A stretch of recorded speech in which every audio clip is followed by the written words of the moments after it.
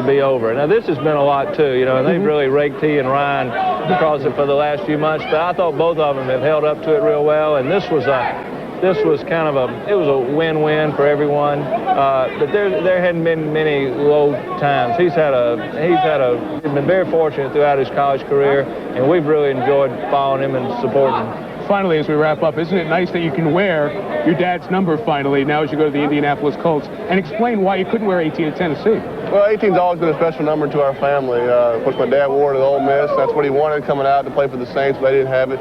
My brother Cooper wore it when he was in high school. Of course, he was injured, and he's always been an inspiration to me. And I'm not a real picky guy. I'm not going to go to a team just because of a certain number, but the Colts had it available, and I'm looking forward to wearing it. I'm sure Pops will now be at the RCA Dome enjoying watching Peyton Manning, Indianapolis Colts quarterback. Congratulations, and thank you from all of us. Thank you, Mike. Now back to Chris Butler. Chris?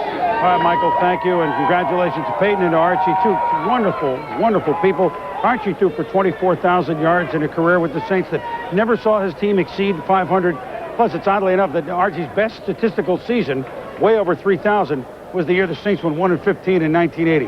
They're not looking for the same records in Indianapolis with Peyton Manning, certainly eventually, and he should start week number 1. But that's the decision to be made by the new head coach of the Indianapolis Colts, Jim Mora, who's with our Mark Malone. Mark? All right, thank you very much, Jim. Obviously, you have a knowledge of Peyton, having coached his father and been around his father to a certain extent in New Orleans.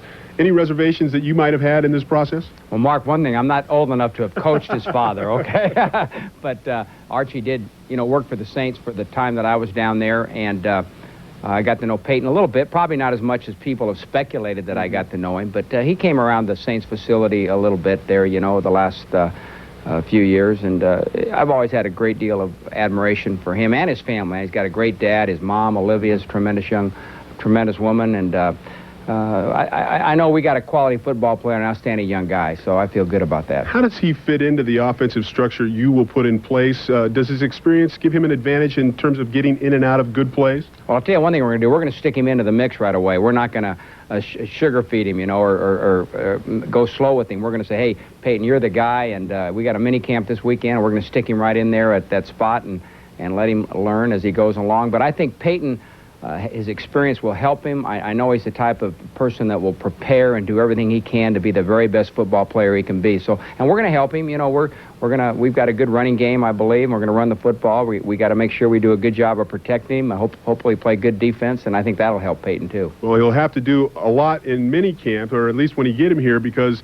his petition to join the Colts before June 1 has been turned down, although Peyton Manning has graduated. So it'll be a few weeks before you can get going with him full bore. Until then, it's going to be an interesting interview between Jim Mora and Peyton Manning. Now let's go back to the studio. All right, Mark and Coach Mora, thank you very much.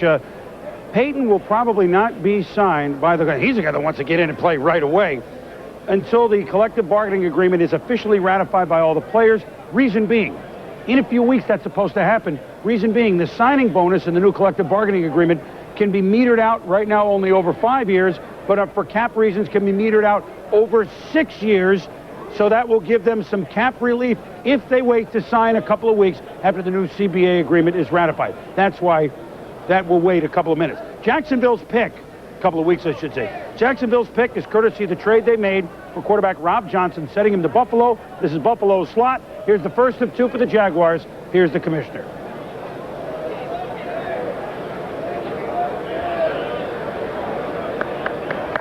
With the 9th pick in the draft, the Jacksonville Jaguars select running back from Florida, Fred Taylor.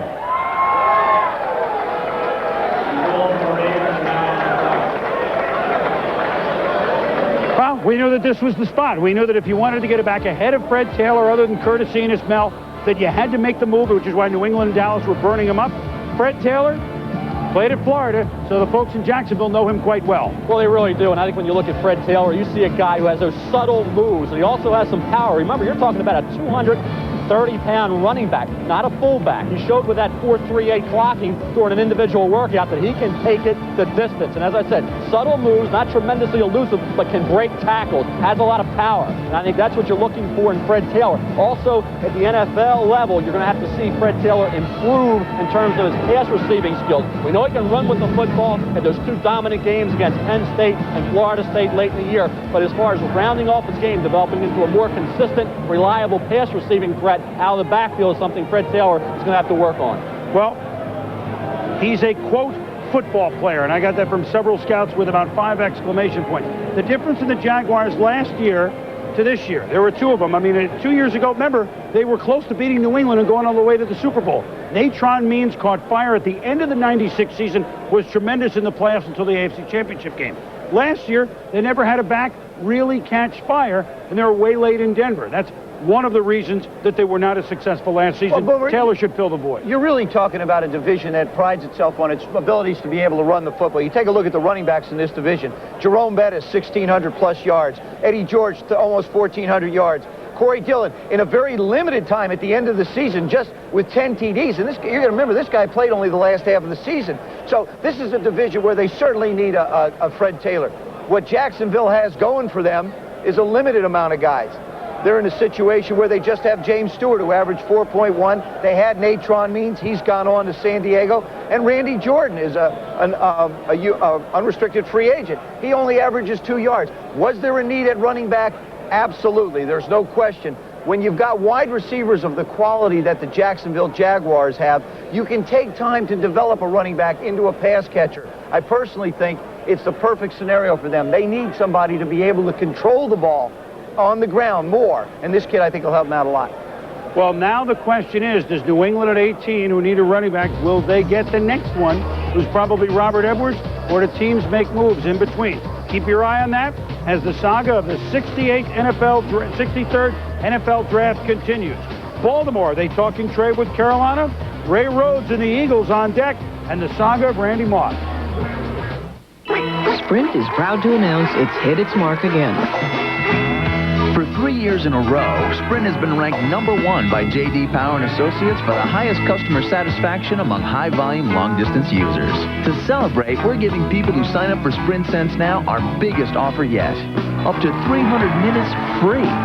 That's on top of the great Sprint Diamond Minute rate. Looks like we're going for 4. Call now. 1-800-PIN-DROP. It's an Acura 24-valve V6, like the Acura NSX.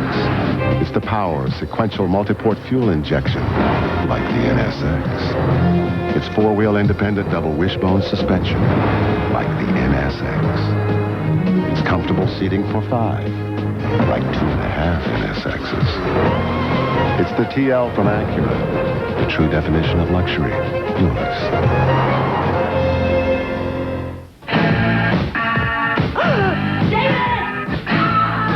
The reason we're here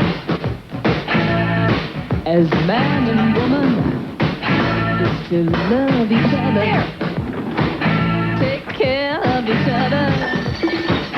When love walks in the room, everybody stand up.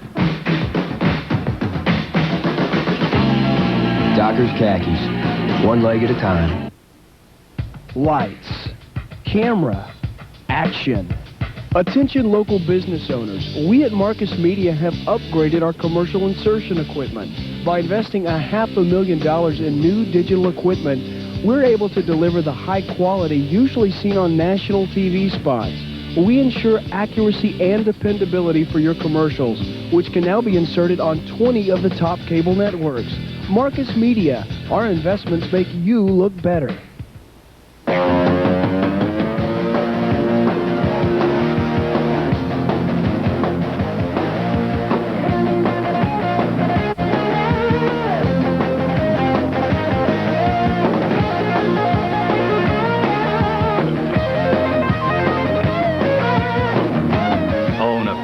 Kawasaki Performance for just $29.99 at these participating Metroplex Kawasaki dealers.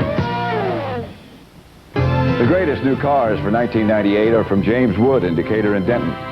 Hi, I'm Pat Summerall, and you'll quickly discover the beauty, performance, and value of the Oldsmobile Intrigue, the Pontiac Grand Prix, and the Buick Regal at James Wood. Value reigns supreme in every new Chevrolet, and the luxury of Cadillac has never been more affordable.